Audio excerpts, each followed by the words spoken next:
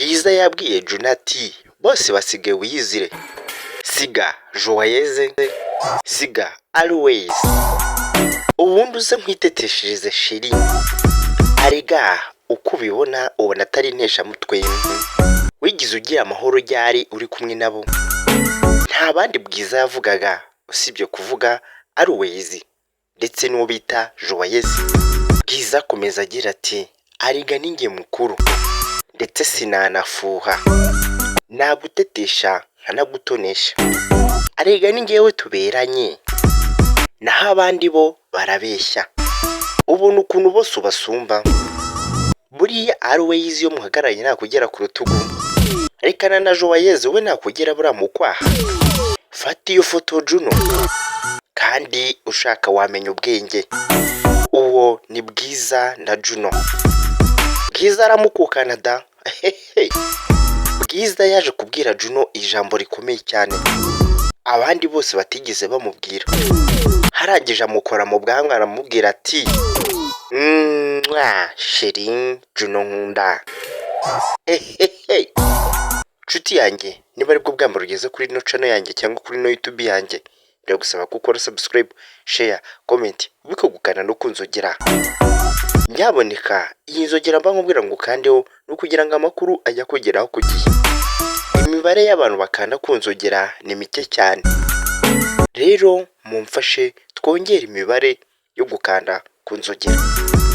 Niba uzi ko utakanze kunzogera, making sure neza urebe ukuntu wayikanda, kubera ko iriya filime ngiye kubakorera ntabwo uzigera uyibona utarakanze kunzogera. Filime ndimo nabategurira ni filime ishingiye ku buzima bw'umukozi wo mu rugo n'umwana ndetse n'umukoresha, ndetse bizaba bishingiye ku nkuru ya Joyeuse y'uburyo yari abayeho, uburyo yareraga abana. Iyi filime izaba ishingiye ku buzima bwa nyabwo, uburyo iyo umukoresha agiye avuye mu rugo umukozi asigarana umwana amukorera ibyamfura. Niba wibuka video nigeze gusohora y'umukozi wakubitaga umwana, biriya byose bizagaragara, akanamukandagira mu nda akamukubita n'umukoropesho mu nda. Ibyo byose muri filime bizagaragara, ubugome buhohoterwa ku bana. Niyo mpamvu rero wemere gukanda kuri iyo nzogera kugira ngo ninasohoka iza kugera ku gihe. Murabizi ko nsohora video buri munsi mu cyumweru, aba ari video zirindwi. Rero mu minsi igize icyumweru ndimo ndashakamo umunsi umwe iyo video yagisohokeraho ntibizabatungure. Nshuti zanjye nkunda kandi mpoza ku mutima, niba uzi ko ufite ibicuruzwa kandi ukaba ubizi neza ko ukeneye ko bijya online, biri hanze urukumva ibyo yarabikemuye, kubera ko bufitiye TikTok ikomeye cyane ifite ibihumbi 30 by'abafollowers kandi irebwa cyane inakora cyane. Ni imwe muri TikTok zikomeye cyane hano mu Rwanda kandi zifollowingwa neza, zinarebwa cyane, zigira amavizu menshi cyane. Tukongeraho ni YouTube yacu turimo dukoresha. Urumva ko gufata link y'inkweto zawe cyangwa imyenda yawe nkacishamo nka kwamamariza nacyo byaba bitwaye. Video y'ibintu ucuruza cyangwa amafoto y'ibintu ucuruza nzajya nyenyuza kuri TikTok, ndetse nyenyuze na hano muri video ya hano kuri YouTube. Ubundi ume aderesi yawe, buri kimwe cyose nyitange, ubundi bagusanga aho uri. Ushobora kuba wibaza ngo nca amafaranga cyangwa y'umurengera. Buri umwe wese afite uburyo abakora nuko abayeho. Icyo nagikemuye, reka nguhe namba zanjye wampamagariraho ubundi nkazakorera agashya. Ubundi abakiriya bajye bakwisangira mu rugo, niba unasuka cyangwa se ibyo ukora byose bizaterwa 078 039 5842. Nomero yanjye wanayireba muri screen naho nayishizeho, kandi ikiza kiriya nomero iba no kuri WhatsApp wanyandikira. Icyo nkora nukuza nkagufatira video y'ibintu ucuruza cyangwa se amafoto, ubundi nkabyeditinga neza nk'umuntu wabyigiye, ubundi video yawe igasohoka abakiriya bakagusangamo aho ukorera utiriye wigora. Kari agaciyeho, njye uri kukugezaho inkuru banyitabiriye hanze kabiri, kandi n'ibicuruzwa byawe ucuruza bikeneye ko tubyamamaza. Bwiza mu rugendo rwose yagendaga agenda aririmba ahantu hatandukanye, burya we yifuzaga ko yajyana na Juno. Yewe iyo Juno amuhamagaye kuri fone ngo bazakorane indirimbo cyangwa ikindi kintu icyo ari cyo cyose, Bwiza yumva bimushimishije cyane.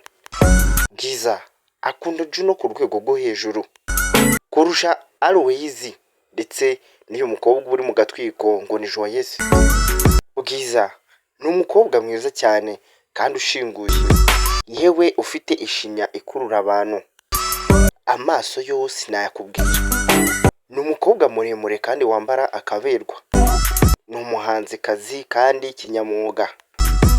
Mu buzima bwe, mu kwifuza cyangwa se mu gukora buri kimwe cyose cya buri munsi, aba yumva ko Juno yaba birimo.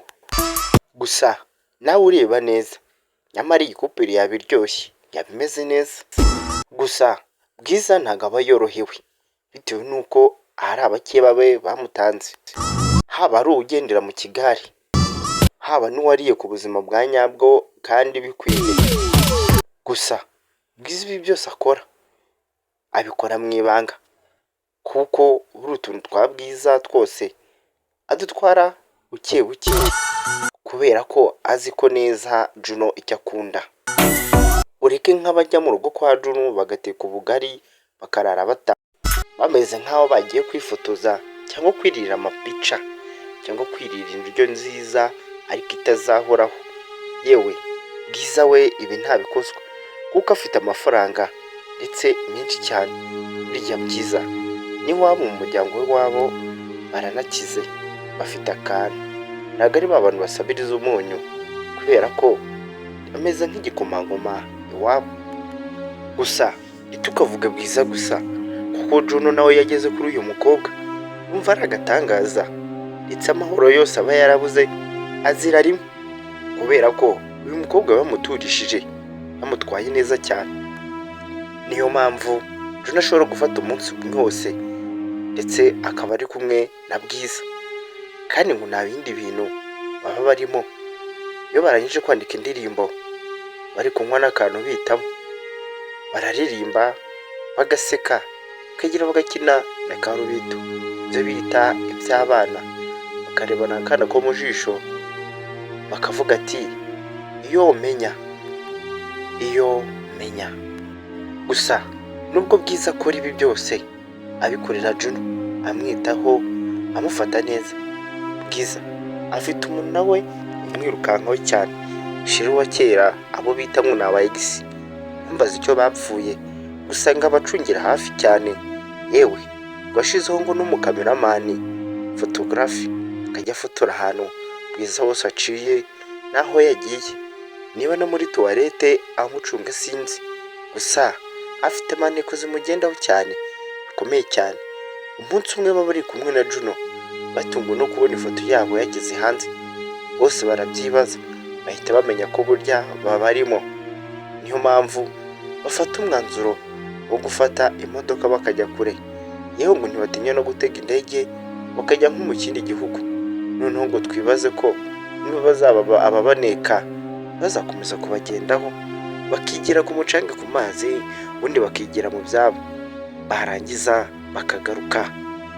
Iyo bageze inaha bamera nk'aho batanaziranye, kubera ko bamajije kumenya ikigenza abantu. Arega abantu bose ntabwo bakwishimira ibyo ukora cyangwa uko usa, uko ureba, bose ntabwo babyishimira, bitewe n'uko buri wese agira imyumvire ye itandukanye n'iy'undi. Ishari, ubugome, uburyarya, ibyo ni byo bintu bikunda gukoreshwa mu buzima bwa buri munsi mu maso y'abantu. Hari igihe umuntu muba muri kumwe mugendana, uzi ngo ni inshuti yawe cyangwa ngo muravukana, uriya niwe ukwica mbere akagukuramo umwuka, kubera ko aba azi amakosa yawe, ibyiza byawe, ubwiza bwawe n'ibikuranga, aho ubika, aho ubikuza ndetse n'aho ubitsa. Burya umuntu atamenya ibyo byose ntiyakwirwa kugendaho, ko nta gaciro waba ufite mu buzima bwe. Ariko ukimara kumwiyereka jya umenya ko urebye nabi yanakunangura. Gusa Bwiza arakataje, yumva ari we muhungu yikundira cyane, hano mu Rwanda kurusha abandi bose kandi by'agatwiko. Gusa abandi nibabimenya nabo bazashira akabo cyangwa se umurwano uzavuke. Nshuti yanjye ntuza kugushimira wowe wabanye nanjye muri iyi nkuru, kandi nizere ko waryohewe. Niba wishimye kandi ukore subscribe, share, comment, like, no gukanda ku nzogera. Mu by'ukuri icyo nababwiye ruguru, ngiye kubategurira filime imeze neza kandi izabaryohera. Ciao, bye, ndabakunda.